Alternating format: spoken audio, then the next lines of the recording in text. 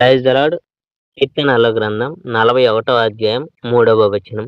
రోగశయ్య మీద యెహోవా వానిని ఆదరించును. పేద ప్రజలకు సహాయం చేసే మనిషి అనేక ఆశీర్వాదాలు పొందుతాడు. కష్టాలు వచ్చినప్పుడు యెహోవా ఆ మనిషిని రక్షిస్తాడు. ఆ మనిషిని యెహోవా కాపాడి అతని ప్రాణాన్ని రక్షిస్తాడు. ఆ మనిషికి ఆ దేశంలో అనేక ఆశీర్వాదాలు ఉంటాయి.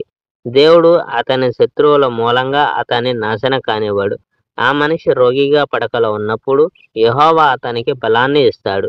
ఆ మనిషి రోగిగా పడకలో ఉండవచ్చు, కానీ యెహోవా అతనిని బాగుచేస్తాడు. నేను చెప్పాను, యెహోవా నాకు దయ చూపించుము. నేను నీకు విరోధంగా పాపం చేశాను, కానీ నన్ను క్షమించి నన్ను బాగు చేయము. నా శత్రువులు నన్ను గురించి చెడు సంగతులు పలుకుతున్నారు. వీడెప్పుడు చచ్చి మరువబడతాడు అని వారు అంటున్నారు.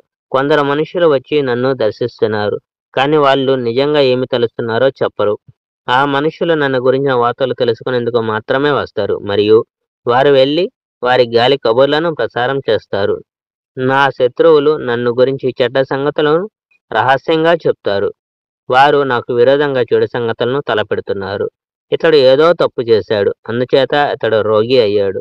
ఇతడు తన పడక మీద నుండి ఎన్నటికీ తిరిగి లేవడు అని వారు అంటున్నారు.